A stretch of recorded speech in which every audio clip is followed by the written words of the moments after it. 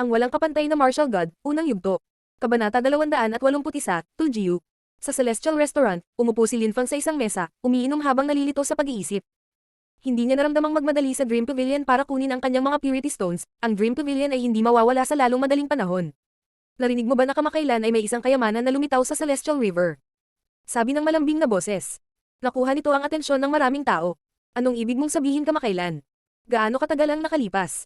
Nabalitaan ko rin na mayroong isang kayamanan dito ngunit walang nakahanap nito. Paano talaga mangyayari iyon? Ito ay magiging sanhi ng pag-uusap ng mga tao at kumalat ang balita. Lahat sana ay pinag-uusapan ito sa Celestial River. Mabilis na kumalat ang balita. Hindi lang naman yon ang iniisip mo, yun lang. Ang bawat kayamanan ay iba-iba, hindi lahat ng kayamanan ay may parehong reaksyon. Ang dalawang taong ito ay parehong nagchichismis tungkol sa mga pinakabagong chismis. Palakas ng palakas ang pagsasalita nila, na para bang natatakot silang hindi marinig ng ibang tao ang kanilang usapan. Isang kayamanan. Iisa ba ang sinaunang kaldero ng dragon? Sabi ni Linfang habang nakangiti at umiiling. Linfang. Sa sandaling iyon, isang boses ang sumigaw ng kanyang pangalan, na ikinagulat ni Linfang. Tumingin siya sa ibaba at nakita si Lanjiao. Naghinala si Linfang, ano ang gusto niya? Linfang. Natulala ang mga tao sa restaurant. Sinundan nila ang mga mata ni Lanjiao at nakita nila si Linfang. Siya si Linfang. Siya ang henyo na pumatay kay Bing Yuan at tinalo si Ling Yu sa isang atake ng espada. Umakyat si Lanjiao sa unang palapag at naglakad patungo kay Linfang. Hindi na siya mukhang galit na galit. Sumilay na naman sa mukha niya ang mapang-akit niyang ngiti. Tumakad si Lanjiao patungo sa mesa ni Linfang at nagsabi.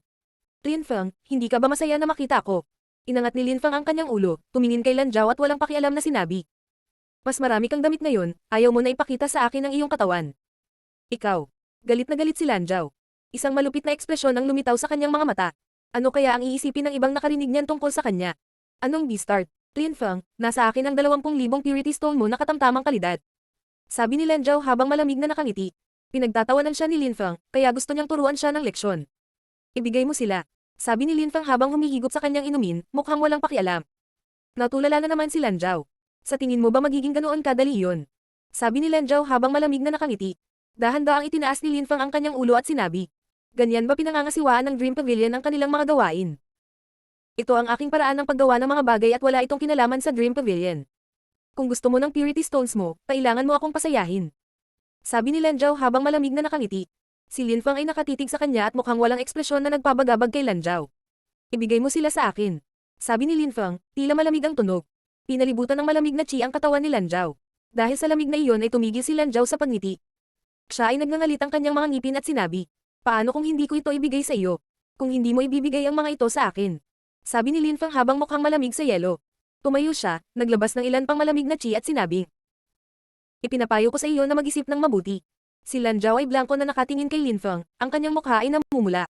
Tumiit ang mga mag-aaral ni Linfang. Hindi niya maintindihan ang ekspresyon ng mukha ni Lanjiao. Ano ang ibig sabihin nito? Ginamitan siya ng babaeng iyon ng illusion skill noong gabi, sinubukan pa niya itong takutin. Ang lahat ng ito ay nagbunga ng pagayaw sa puso ni Linfang, wala na siyang ganang makipag-usap sa kanya. At pagtatapos, sa sandaling iyon, siya ay lumapit sa kanya at nagbabanta na huwag ibigay sa kanya ang kanyang mga batong kadalisayan, nakita ni Linfang ang lahat ng ito na lubhang nakakainis. Linfang, isa kang B-start. Sabi ni Lanjiao habang hinahagis ang isang maliit na bag sa mesa ni Linfang. Agad naman siyang tumalikod at umalis. Si Lanjiao ay nagsimulang maput kay Linfang. Noong gabi, ginamit niya ang 1,000 Evil Illusion sa kanya at hindi ito gumana. Pagkatapos, sa sandaling ito, nagpunta lang siya sa restaurant para ibigay kay Linfang ang kanyang mga Purity Stone. Tinutokso lang siya nito, umaasa siyang hihingi ng tawad kay Linfang, ngunit agad niya itong binyantaan at nagpakawalan ng malamig. Nachi na parang ayaw niyang mag-aksaya ng oras sa pakikipag-usap sa kanya. Nakaramdam ng kirot ang puso niya. Mayroon din siyang ibang layunin sa pagpunta. Wala siyang ganang aminin pero dumating talaga siya para bigyan siya ng babala. Hinahanap ni Tuljiu si Linfang. Gusto niyang kunin ang kanyang Beast Essence Fire. Natatakot siya na hindi na niya kailangan ng maraming oras bago niya mahanap si Linfang sa Celestial Mountain Restaurant. Aalis si Lanjiao sa restaurant at iniinsulto si Linfang sa kanyang isipan. Dapat mamatay na lang ang baklang iyon, wala siyang pakialam. Talagang gustong patayin ni Tuljiu si Linfang. Matagal nang hindi kilala ni Lanjiao si Linfang, ngunit alam niya na hinding-hindi nito ibibigay ang Beast Essence Fire. Sa makatuwid, tiyak na papatayin siya ni Tuljiu. Hahayaan kitang mamatay pagkatapos. Malupit na kaisipan ang dumadaan sa isipan ni Lanjiao ngunit ang kanyang mga hakbang ay bumabagal sa bawat pag-iisip. Napahinto siya. Nawala siya at hindi alam ang gagawin. Hindi ko kaya. Hindi ba masama na hayaang mamatay si Linfang kay Tuljiu? Napaisip si Lanjiao. Saka siya dahan-daang lumingon. Sa katunayan, hindi niya gustong hayaang mamatay si Linfang sa ganoong paraan. Nagsimula siyang gumawa ng mabilis at malalaking hakbang, halos tumakbo pabalik sa restaurant. Dumating siya sa harap ni Linfang. Bumalik ka na naman. Anong gusto mo? Sabi ni Linfang nang makita niya si Lanjiao. Nagulat siya at hindi niya maintindihan ang gusto nito. Nagngangalit si Lanjiao ng kanyang mga ngipin, nakatitig siya kay Linfang bago niya sinabi. Dapat kang umalis sa lalong madaling panahon, may isang tao na darating upang patayin ka. Patayin mo ako. Nagulat na sabi ni Linfang. Agad siyang ngumiti at nagsabi. Maraming tao ang gustong pumatay sa akin. Sa pagkakataong ito ay hindi na pareho. Si Tuljiu ito, gusto niyang alisin sa iyo ang Beast Essence Fire. Ang Tuljiu ay nasa tuktok ng layer ng Lingqi. Walang sino man sa layer ng Lingqi ang makakalaban sa kanya. Kung hindi mo siya bibigyan ng Beast Essence Fire, papatayin kanya. Binalaan si Lanjiao. Sa tuktok ng layer ng Lingqi, walang sino man sa Lingqi layer ang makakalaban sa kanya. Bulong ni Linfang. Nagtataka si Linfang na makita kung maaaring patayin siya ng isang cultivator ng tuktok ng layer ng Lingqi kung hindi niya ibibigay ang Beast Essence Fire. Nang makita ni Lanjiao na nakangiti si Linfang, hindi niya napigil ang sumigaw. Mahahanap ka ni Tuljiu anumang oras ngayon. Dapat kang umalis ng mabilis hanggat maaari kung hindi papatayin kanya. Nang marinig ni Linfang si Lanjiao, itinaas niya ang kanyang ulo at nakakagulat na ngumiti sa kanya. Naging mabait si Lanjiao na bumalik at binalaan siya, tila hindi niya ito naintindihan ngunit hindi pa rin nagustuhan ni Linfang ang kanyang pag-uugali. Ako ay humihingi ng paumanhin. Sabi ni Linfang habang mukhang humihingi ng tawad. Nagulat si Lanjiao, ginagamit ng Beastard na iyon ang sandaling ito para humingi ng tawad. Hindi ka makakatakas maliban kung magmadali ka at umalis, bastard. Sinumpa si Lanjiao. Si Linfang ay hindi gumagalaw. Dahan-daang umiling si Linfang at pagkatapos ay narinig ang isang boses na nagmumula sa labas. Hindi na kailangang subukang umalis, hindi iyon magiging posible. Nang marinig ni Lanjiao ang malamig na boses na iyon, naging matigas ang ekspresyon ng kanyang mukha. Tapos na para kay Linfang. Ang Beastard na iyon ay hindi nakinig sa kanya at piniling huwag tumakas habang siya ay may pagkakataon. Linfang, punta ka dito. Isang malakas na boses ang sumigaw, pumupuno sa kapaligiran at matalas na tumusok sa eardrum ng mga tao. Nagulat ang mga tao sa restaurant, nakakagulat, may nangahas na magsalita ng ganoon kay Linfang, pagkatapos ng lahat ng bagay na kilala siya. Nagulat din si Linfang. Sino si Tuljiu? Bakit siya naging mayabang? Tumayo si Linfang at nagsimulang maglakad. Dahan-dahan siyang naglalakad pababa ng hagdan at pagkatapos, lumabas siya ng restaurant. Sa pagkakataong iyon, sa labas ng restaurant, maraming tao, ngunit karamihan sa kanila ay nakatingin sa malayo. May isang solong kalbo na mukhang agresibo at kahanga-hanga. Nakatitig siya kay Linfang at matalim ang ekspresyon ng kanyang mga mata. Ikaw ba si Linfang? Malamig na sabi ni Tuljiu habang nakatingin kay Linfang. Talaga, parang hindi naman kayo magkaaway di ba? Walang pakialam na sabi ni Linfang. Talaga, hindi tayo magkaaway. Ibigay ang apoy ng fox. Tapos, patayin at magpapanggap ako na parang walang nangyari. Pinagbantaan si Tuljiu, pinaikit ni Linfang ang kanyang mga mata. Dumating si Tuljiu upang hanapin si Linfang, ang kanyang pag-uugali ay nagmukhang maharlika at kahanga-hanga. Walang sino man sa loob ng Lingqi layer ang makakalaban sa kanya at hindi siya natatakot sa isang cultivator sa Zuanqi layer, mayroon din siyang malakas na background kung kaya't siya ay kumikilos ng walang pakundangan. Ang walang kapantay na martial god, unang yugto. Kabanata 282, Kuko ng Agila. Gusto mo ng Beast Essence Fire? Medyo nagulat si Linfang. Pagkatapos ay malamig siyang nagpatuloy. Nakuha ko ang Essence Fire nang patayin ko si Bing Yuan. Kung gusto mo, maibibigay ko sa iyo kapalit ng iba. Kung mayroon kang isang bagay na mahalaga, maaari mong makuha ito. Sinusubukan mo bang makipag-ayos sa akin? Sabi ni Tuljiu habang nakangiti ng masama. Sa Celestial River, halos walang makakasuwi sa akin. Ang lahat ng mga tao ng Lingqi layer na nang ahas na sumalungat sa akin ay namamatay. Pinapayuhan ko kayong pag-isipan ito. Ano ang mas gusto mo, ang iyong buhay o ang Essence Fire? Nang marinig iyon ng mga tao sa karamihan, umiling sila. Anong brutal na agresibo? Ang taong iyon ay nasa tuktok ng Lingqi layer, siya ay walang talo sa ibaba ng Zuanqi layer. Bukod pa rito, mayroon siyang hindi kapanipaniwalang kapangyarihan sa Celestial River kaya hindi mataas ang bilang ng mga taong nang ahas na saktan siya. Nakakagulat na nang ahas si Linfang na pukawin si Tuljiu. Kung hindi niya tatanggapin na ibigay ang Essence Fire, sa kasamaang palad ay mawawalan siya ng buhay. Gusto mo bang mamatay, o gusto mong ibigay ang Essence Fire? Sabi ni Tuljiu, binibigyan ng pagpipilian si Linfang. Si Linfang ay kalmadong nakatayo doon. Malamig niyang sinulyapan si Tuljiu at sinabing, lahat ng nagsasabi na papatayin nila ako ay kadalasang pinapatay ko, halimbawa Bing Yuan. Kaya ngayon, ano ang mas gusto mo? Umalis sa paningin ko, o mamatay dito? Aalis o mamatay? Lahat ay natulala. Hindi lamang hindi sumagot si Linfang kay Tuljiu ngunit nagbibigay din siya ng kanyang sariling mga pagpipilian. Mukha pa siyang kalmado at walang kwenta. Binyantaan ni Linfang si Tuljiu sa Celestial River. Gusto ba ni Tuljiu na umalis o gusto niyang mamatay? Iyon ay sapat na mapangahas. Mamamatay ka, sabi ni Lanjiao, na nakatayo sa likod ni Linfang. Si Linfang ay baliw. Si Bing Yuan ay napakalakas at isang disipulo ng Ice and Snow Mountain Village, ngunit si Tuljiu ay mas malakas. Siya ay nasa pinakatuktok ng layer ng Lingqi. Ang kanyang lakas ay napakalaking malapit sa paglusot sa Zuanqi layer. Hindi lang naging masunurin si Linfang, kundi pinagbantaan din niya si Tuljiu, gusto ba niyang mamatay? Gaya ng inaasahan, nang marinig ni Tuljiu si Linfang, isang masamang ngiti ang lumitaw sa kanyang mukha. Masama niyang sinabi, Ikaw ang unang cultivator ng Lingchi layer na nang ahas na banta ako sa Celestial River. Sa makatuwid, ang iyong kamatayan ay magiging malupit at masakit. Sabi ni Tujiu habang kumukumpas, ang ngiti niyang parang malamig at malupit. Error. Sigaw ni Tujiu, parang isang mabangis na hayop. Kaagad pagkatapos, ang kanyang katawan ay nag-transform sa isang itim na anino at naglaho. Ang kanyang kanang kamay ay naging isang kuko at nagsimula siyang magbalanse sa isang paa. Nagsimulang gumalaw ang mga kuko ni Tujiu patungo kay Linfeng, naglalabas ng puting liwanag na pumuno sa kapaligiran. Ang kakilakilabot na hayop na iyon na parang kuko ay tutuhag kay Linfeng. Ang kuko na ito ay napakabilis habang sumusugod ito patungo kay Linfeng. Madali nitong tinuhag ang laman at kalamnan ng mga tao.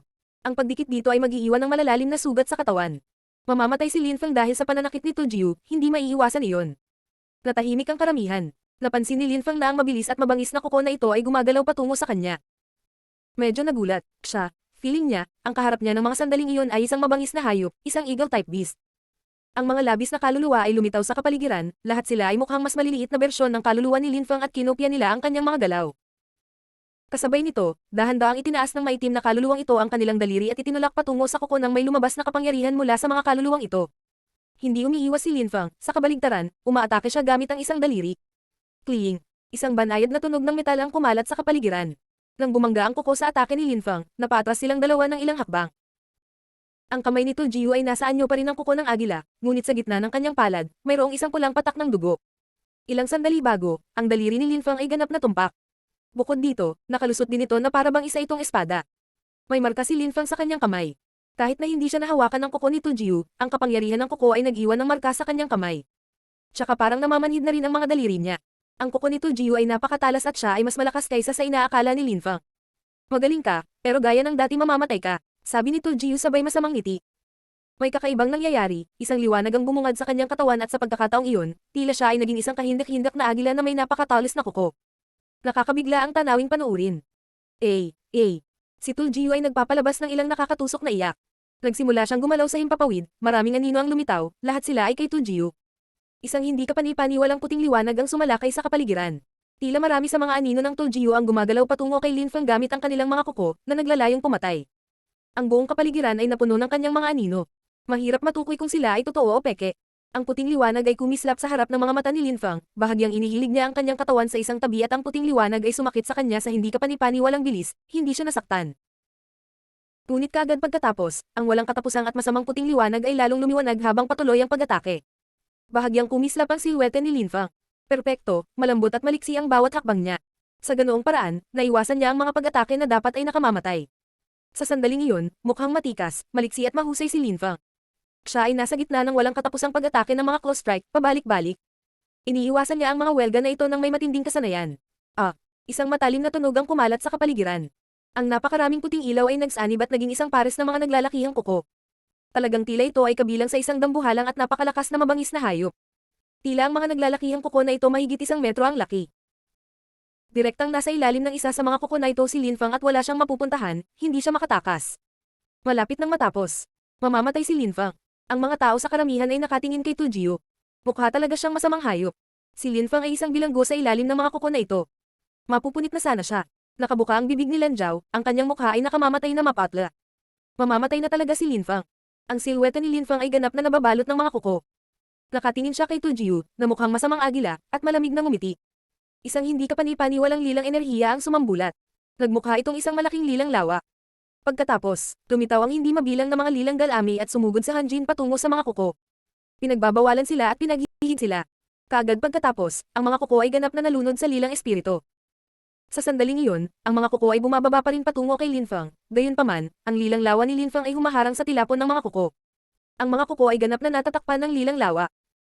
Isang nakakakilabot na sigaw ang bumalat sa hangin. Nawala ang mga kuko. Itinaas ni Tujiu ang kanyang kamay, ang kanyang mukhang malupit na mukha ay nakamamatay na mapatla. Sa pagkakataong iyon, may bamyubula at natutunaw na laman sa kanyang kamay. Ang kanyang balat ay nabalatan at ang kanyang laman ay nagsimulang matuno. Kitang-kita na ang mga buto at kalamnan sa kanyang kamay. Mukhang sobrang sakit. Ilang sandali pa, ang lilang lawa ay natunaw ang bahagi ng kanyang kamay. Sa sandaling iyon, sa likod ni Linfeng, naroon ang lilang lawa na ngayon ay naglalabas ng ilang mga bula. Bukod dito, may isang kulay ube na galami na humahabi sa hangin na parang ahas. Nanginginig ang mga tao sa nakita. Si Tujiu ay nasa tuktok ng layer ng Lingchi. Walang cultivator ng Lingchi layer ang makakatalo sa kanya. Nakakamangha. Naisip ang mga tao sa karamihan sa sandaling iyon nang makita nila si Linfeng. Ang lilang lawa na iyon ay napakalakas. Ang mga kuko ng masamang agila ay natunaw at si Tu Jiu ay nasugatan. Nakatingin din si Lan Zhao kay Lin Feng. Kinusat-kusot niya ang maganda niyang mga mata. Hindi kaya nag-alala siya tungkol kay Lin Feng. Gusto kong mamatay ka, sigaw ni Tu Jiu na parang malabo habang nakatitig kay Lin Feng. Binigyan kita ng dalawang pagpipilian, ang mawala ang impyerno sa aking paningin o ang mamatay, hindi ka umalis para mamatay ka. Sabi ni Lin Feng na tila malamig sa yelo, ang kanyang mukha ay puno ng layuning pumatay. Sa sandaling iyon, siya ay kalmado, ang kanyang puso ay puno ng pagmamataas at determinasyon. Mamamatay ako, sabi ni Tu Jiu habang malamig na nakangiti. Alam ko ang lahat ng dapat malaman tungkol sa layer ng Ling Qi, bihira akong magkaroon ng mga kalaban. Bukod sa pag-asa sa aking espiritu at sa aking mga kuko, maaari din akong umasa sa isang bagay na mas malakas, nagagamit ko ang purong Qi. Ako ay isang buhok ang layo mula sa Zuan Qi layer at maaari kong i-condense ang purong Qi. Makikita natin kung paano mo balak harangan ang susunod kong pag-atake. Isang hindi kapanipaniwalang liwanag ang nagsimulang kumulo sa katawan ni Tu Jiu. Isang bola ng liwanag ang lumilitaw sa kanyang kamay, tila ito ay isang bola ng purong pagkislap, ilang dumadagandong na bumang kumalat sa kapaligiran. Ang bola ay napuno ng nakamamatay na Qi. Hindi lamang purong nakamamatay na Qi, mayroon ding ilang purong kidlat na Qi. Nang makita ng mga tao ang paggalaw na iyon, sila ay natigilan. Ginamit ni Tu Jiu ang kanyang pinakamahusay na hakbang laban kay Lin Feng. Walang cultivator ng Ling Qi layer ang makakalaban sa atake mula sa purong Qi.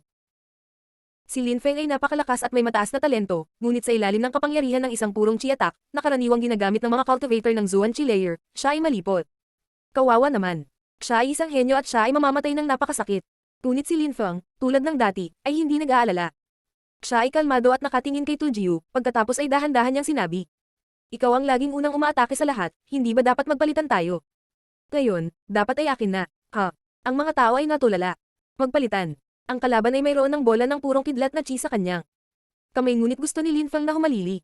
Kaagad pagkatapos, nakita nilang nagsimulang maglakad si Lin Feng. Sa isang iglap, isang hindi kapanipaniwalang lakas ng labanan ang kumalat sa kalangitan at nilamon ang kapaligiran. Nag-aapoy ito at umiikot sa katawan ni Lin Feng sa lakas ng labanan, mayroong isang matalim. Ito ay enerhiya ng espada. Dahan-daang itinaas ni Lin Feng ang kanyang kamay. Isang satset na tunog ang lumabas sa kapaligiran. Isang napakalakas na puting bagyo ng enerhiya ang lumitaw.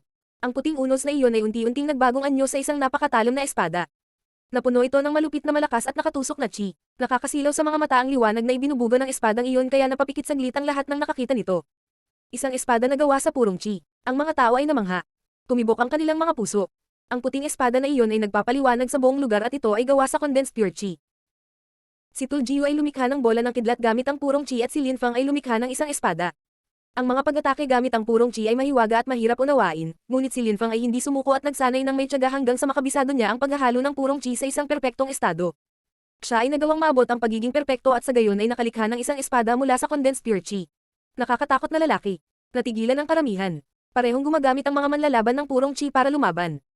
Ang isa ay isang bola ng nakakatakot na kidlat habang ang isa ay isang nakasisilaw na espada. Sino kaya ang mananalo sa laban na yon? Ang ating mundo ay napakalawak, sino ang makapagsasabi na sila ay hindi magagapi? Lalo na kapag napakabata mo at nakalusot pa lamang sa layer ng Ling Qi. Hindi lang ikaw ang walang hiya kundi ikaw din ay ignorante. Ang pagiging tanga. Sobrang nakakaawa, napakalungkot. Nakatitig si Lin Feng kay Tu Jiu at nagpatuloy, tila malamig at humiwalay. Ang purong Qi na ginagamit mo para likhain ang iyong kidlat ay mula sa Qi ng natural na mundo, gayunpaman, ang dalisay na Qi ng aking espada, pinalapot ko, ito ay sarili ko. Ang espada ay ako. Dahan-dahan ko itong kinukondensasyon ng hakbang-hakbang hanggang sa dahan-dahan kong ma-forge ang isang espada na puro Qi. Ipapakita ko sa iyo kung gaano kakahabag-habag sa pag-aakalang walang cultivator ng Ling Qi layer ang katumbas ng oras mo. Ang mga salita ni Lin Feng ay tumagos sa kayabangan ni Tu Jiu at nagdulot ng pagdududa sa kanyang puso. Nagsisimula na siyang magduda sa sarili niyang kakayahan. Bukod pa rito, ang lakas ng labanan ni Lin Feng ay sumalakay din sa atmosfera. Ito ay nasa patuloy na pakikipaglaban sa enerhiya sa kapaligiran, ang kanyang espada ay tila puputulan nito ang anumang bagay sa paraang ito. Humakbang si Lin Feng at biglang nawala. Kaagad pagkatapos, isang espada na gawa sa purong Qi ang lumitaw sa harapan ni Tu Jiu at bumaba mula sa langit, pinuputol ang anumang bagay sa landas nito. Ang walang kapantay na martial god, unang yugto. Kabanata 283. Ang Condor Castle Organization.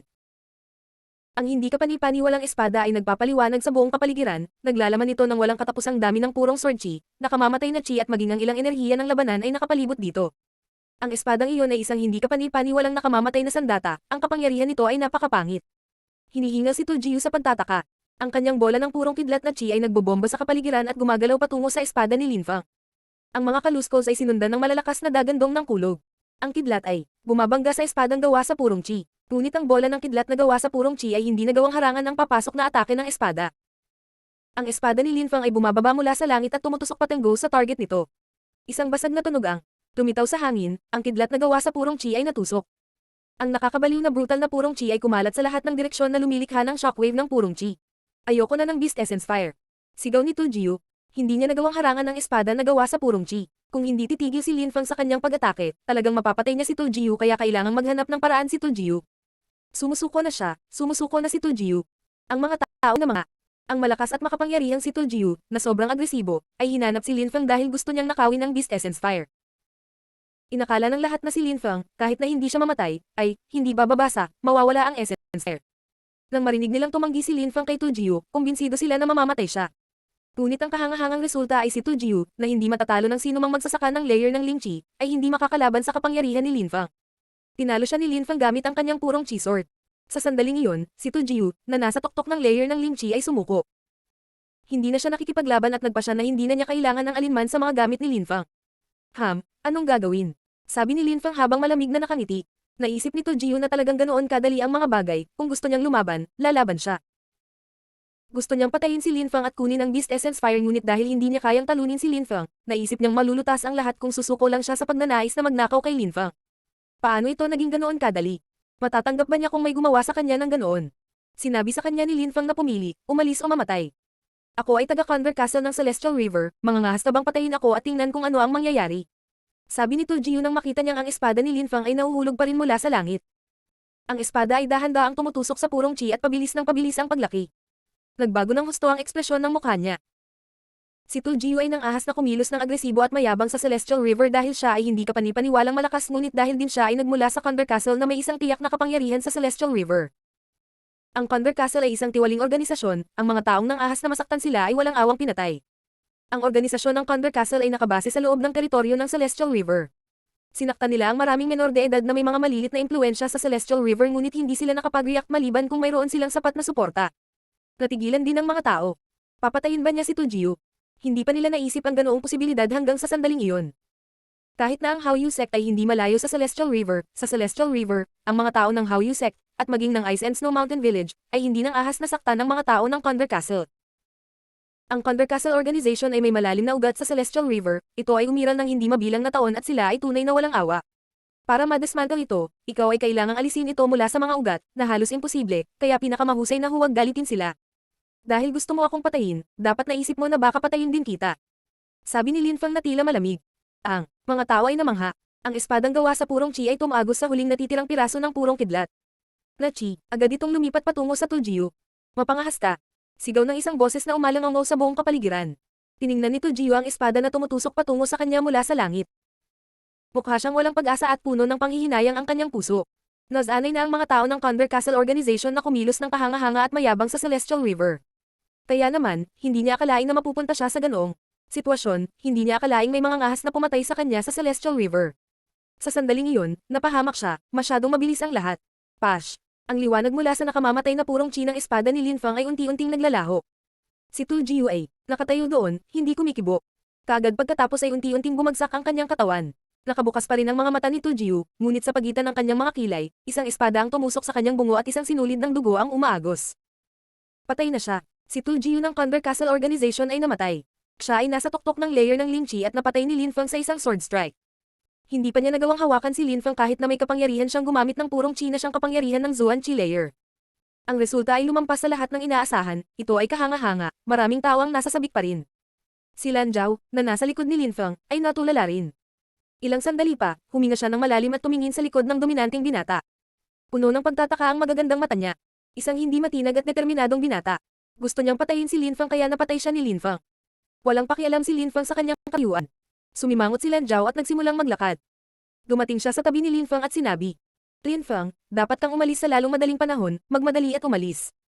Umalis. Tumingin si Lin Fang kay Lan Zhao, umiling at nagsabi, bakit ako aalis? Papatay ka, sabi ni Lan Zhao.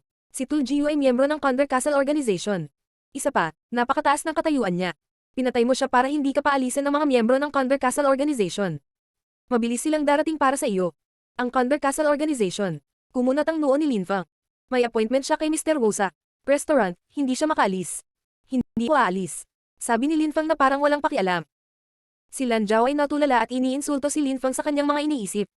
Ang taong iyon ay nagsagawa ng masyadong maraming mga panganib para sa wala. Lin Feng, gusto mo na lang mamatay.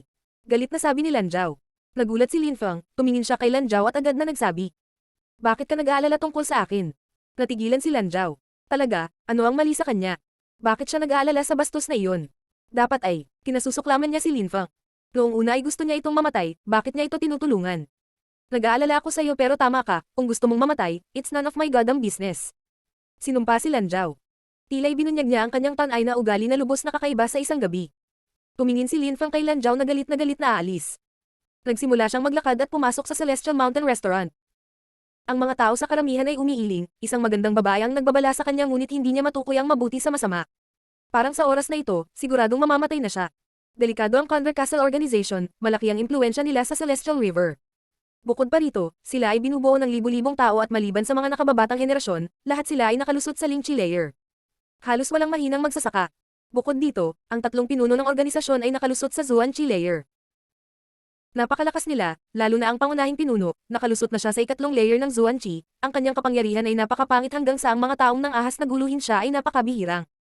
Kahit na si Lin Feng ay napakalakas at may mataas na likas na talento, ang pagpukaw sa Conver Castle Organization ay hindi mas mahusay kaysa sa panliligaw sa kamatayan. Hindi pa umaalis ang karamihan sa malayo. Mabilis na kumalat ang balita na namatay na si To Jiu at gusto nilang makita kung ano ang mangyayari ngayong nagpasya si Lin Feng na huwag umalis.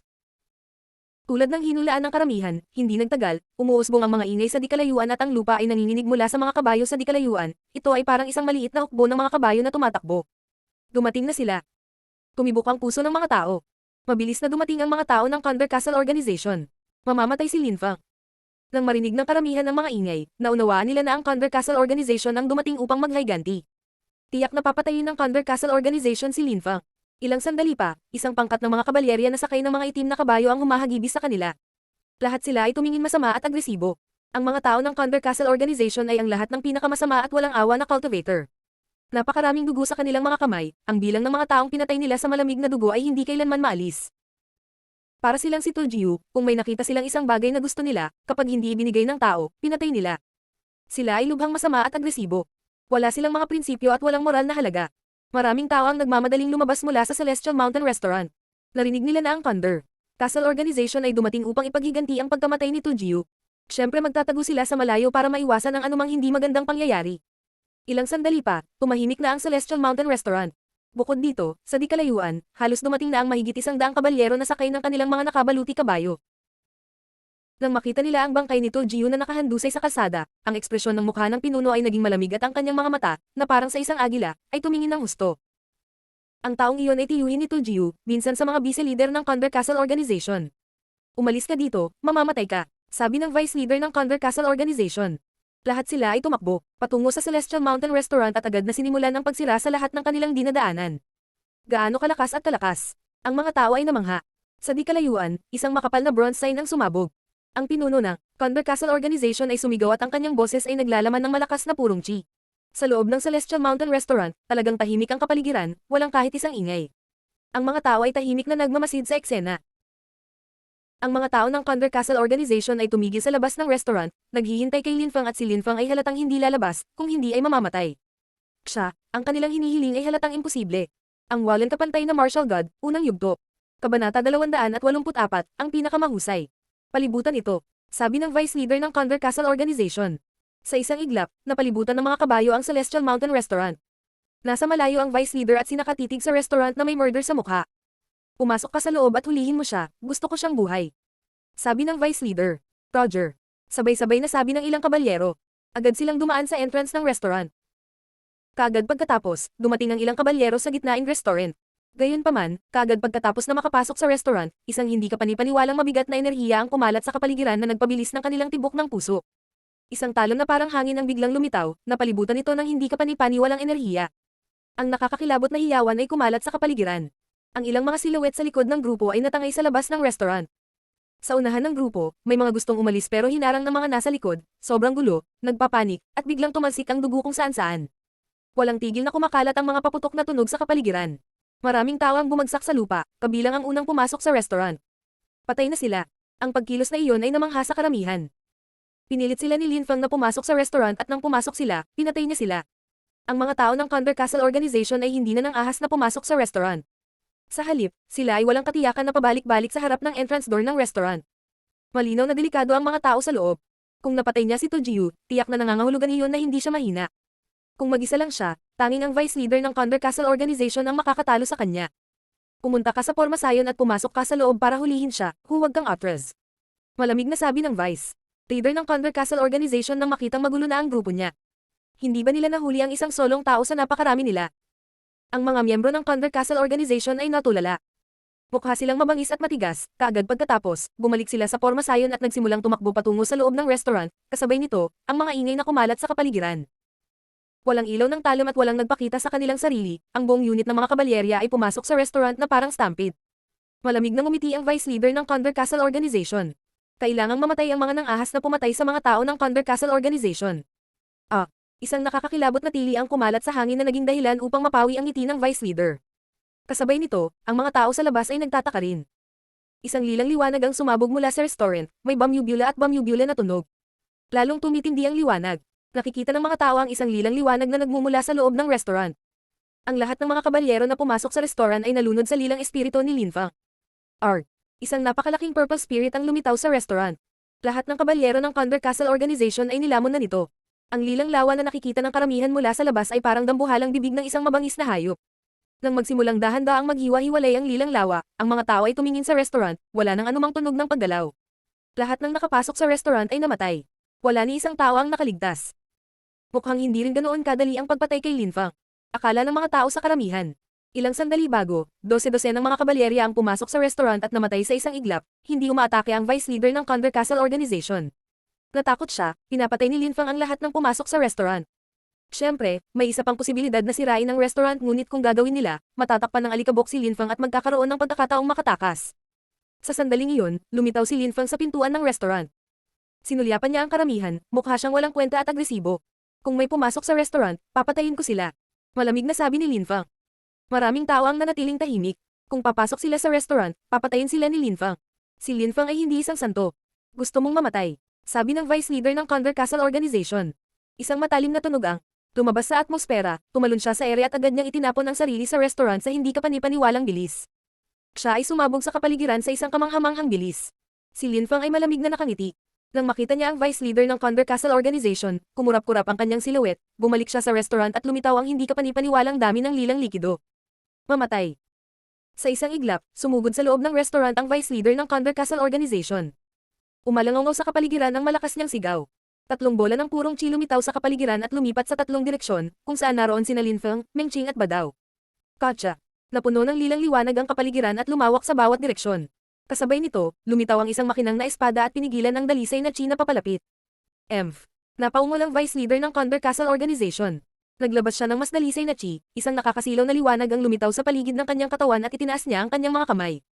Kasabay nito, ang lilang likido ay tumatakip sa kanyang buong katawan, hindi nagawang matuno ang kanyang katawan. Ang parang kuko ng vice leader ay gumagalaw, patungo kay Lin Fang ng buong bilis.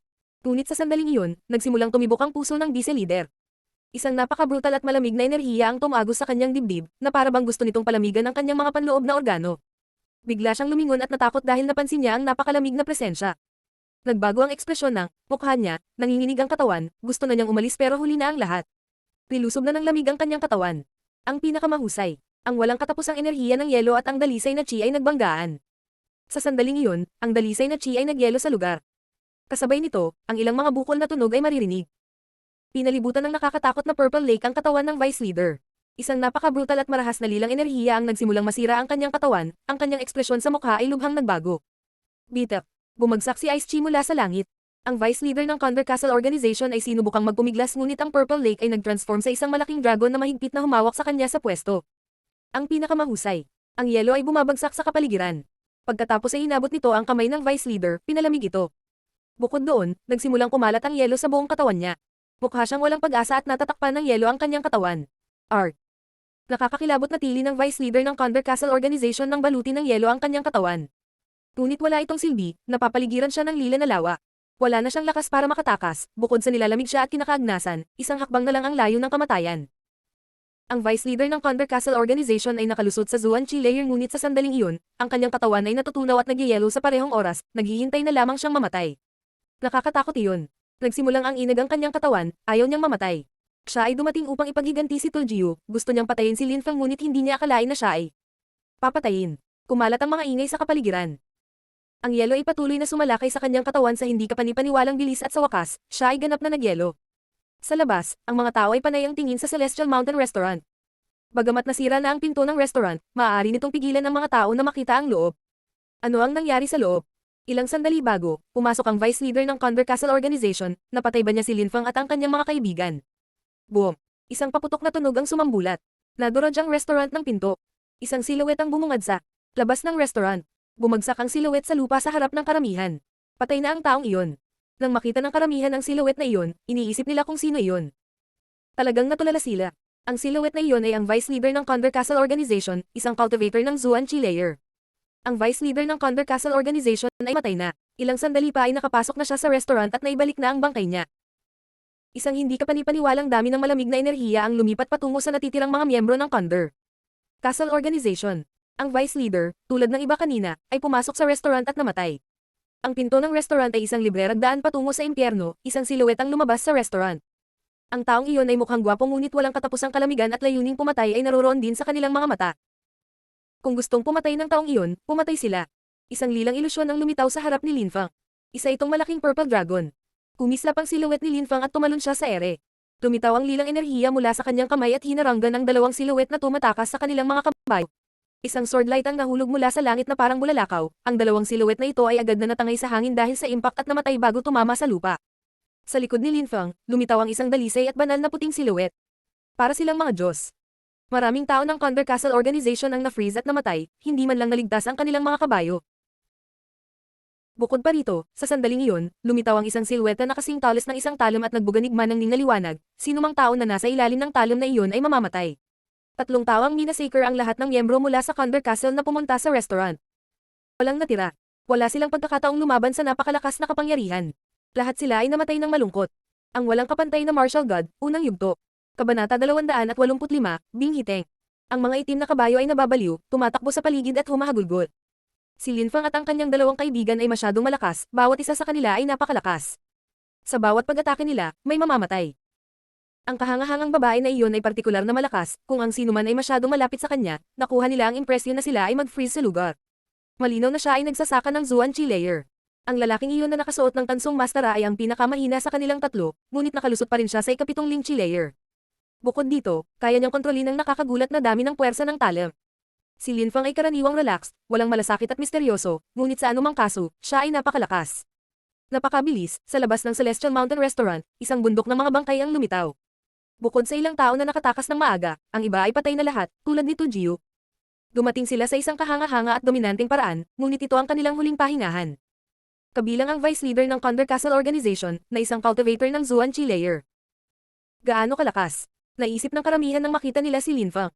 Halos hindi sila makapaniwala sa kanilang mga mata, hindi nila akalain na si Linfang at ang kanyang mga kaibigan ay magiging ganoon kalakas, papatayin ng bawat isa na ng ahas na pumasok sa restaurant.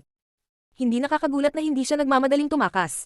Mayroon na siyang nakakatakot na lakas, kaya naman hindi siya natatakot sa anumang kalaban na darating para labanan siya. Ang mga mata ni Lanjiao ay kumikislap, tumingin siya kay Meng. Ano ang isang dalisay at banal na hitsura ng babae? Siya ay tumingin kaya malambot at kaaya-aya. Siya ay isang bihirang kagandahan. Bahagyang bumilis ang tibok ng kanyang puso nang tumingin kay Mengqing, gusto niyang makita ang kanyang mukha.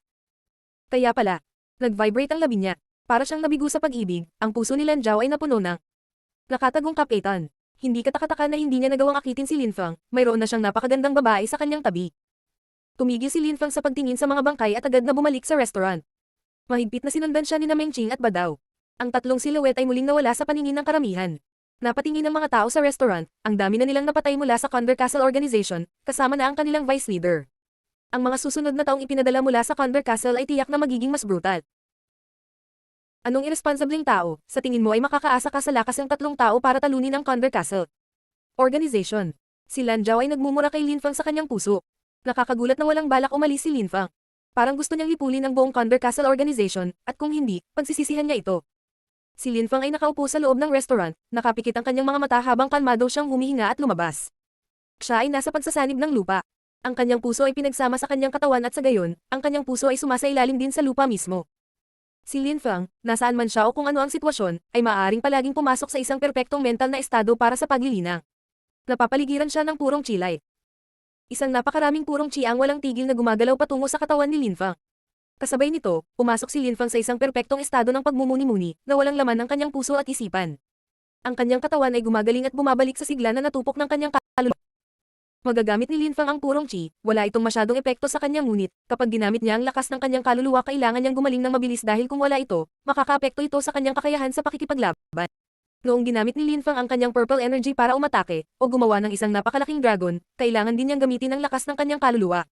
Kung wala siyang malakas na kaluluwa, hindi makakaalis ang purple spirit sa kanyang katawan para umatake. Kung mas malakas ang kanyang kaluluwa, mas malayo siyang makakaatake gamit ang kanyang purple energy. Habang nagpapagaling si Linfang at ang kanyang mga kaibigan sa loob ng restaurant, hindi pa rin umaalis ang mga tao sa labas. Nakatingin pa rin sila sa restaurant, naghihintay na dumating ang ilan pang mga tao mula sa Condor Castle Organization. Gusto nilang makita kung paano magtatapos ang buong kwentong ito. Pagkaraan ng ilang sandali, kumalat ang mga ingay sa kapaligiran. Nagsimula muli ang pagyanig ng lupa. Sa oras na iyon, ang lupa ay nanginginig ng mas matindi kaysa sa huling pagkakataon. Napakalakas ng mga ingay kaya ang mga tao sa karamihan ay may impresyon na sila ay magiging bingi. Napakabilis, lumitaw ang isang napakalaking hukbo ng mga itim na nakabaluti kabayo, tila mayroong higit sa 1,000 sa kanila. Nagsimulang tumibok ang puso ng mga tao. Si Tu Jiu, na nasa tuktok ng Ling Chi layer, at ang vice leader sa Zuan Chi layer, ay parehong pinatay. 100 iba pang miyembro ng organisasyon ang napatay din. Iyon ay nagpagalit sa lahat ng iba pang miyembro ng Condor Castle Organization. Ang buong pugad ay lumabas upang umatake. Nandito na sila. Nakita ng mga tao ang grupo at lumayo sa kanila. Ang mga bagong dating ay napakalakas. Masyadong natakot ang mga tao para maging masyadong malapit, baka tamaan sila ng mga pag-atake kung sila. Nga, ang nangunguna sa kanila ay isang kalbo. Mukha siyang matangkad at matibay, may malaking galos sa mukha. Mukha siyang halimaw at nakakatakot. Ang isang sulyap ay sapat na upang makita na siya ay isang bagay. Maliban sa isang santo, ang kalbong lalaki ay may dalang malawak na espada sa kanyang balikat. Isang nakamamatay na chi ang lumalabas sa kanyang katawan. Siya ay may kahangahangang tindig at isang namumunong presensya. Isa siya sa mga vice leader ng Condor Castle Organization. Ang dakilang pinuno at siya ang ubod ng organisasyon. Ang dakilang pinuno ay ang pinakamalakas na nagsasaka ng Condor Castle Organization, siya ay misteryoso. Kakaunti lang ang nakakita sa kanya. Sinasabing ilang taon na ang nakalipas, lumusab siya sa kastilyo ng organisasyon ng mag-isa at pinasakop ang lahat sa kanya. Siya ay napakalakas at nakalusot sa ikatlong layer ng Zuan Chi. Pinalitan niya ang mga naunang pinuno at naging dakilang pinuno ng organisasyon. Ang mga kabalyerya, sakay ng kanilang mga itim na kabayo, ay mabilis na tumatakbo at agad nilang pinalibutan ang restaurant. Tiningnan ng pinuno ang mga bangkay sa lupa at pagkatapos ay sa restaurant. Ang kanyang mga mata ay parang uhaw sa dugo. Labas. Sigaw ng pinuno ng sobrang lakas at agresibo. Kahanga-hanga ang boses niya kaya nanginginig ang mga bintana ng restaurant. Hindi lang siya pinansin ni Linfang at ng kanyang mga kaibigan. Bakit sila kusang lalabas ng restaurant? Imposible iyon. Matalim at malamig ang yelo ang ekspresyon ng mukha ng pinuno. Tunog ng isang demonyo, sinabi niya. Dahil sa pagpatay sa aking bayan, pahihirapan ko kayo hanggang sa kamatayan. Lahat, manatili sa posisyon at hintayin silang lumabas, pagkatapos ay patayin sila. Roger. Sigaw ng kabalyero habang naglalabas ng nakamamatay na chi. Ang pinuno ay walang katulad na plano tulad ng isa pang pinuno kanina. Ayaw niyang pumasok sa restaurant, gusto niyang magdusa si Linfang sa takot. Ngunit gaano kahirap para kay Linfang. Sa dimensyon ng pagsasanib ng lupa, nanatiling nakatutok ang kanyang puso at nagpatuloy lang siya sa pagsasanay sa paglilinang. Parang umaagos na tubig ang niya. Ang mga bagay sa paligid niya ay hindi nakaapekto sa lupa kaya hindi siya naapektuhan, kung hindi, bakit ito tatawaging pagsasanib ng lupa?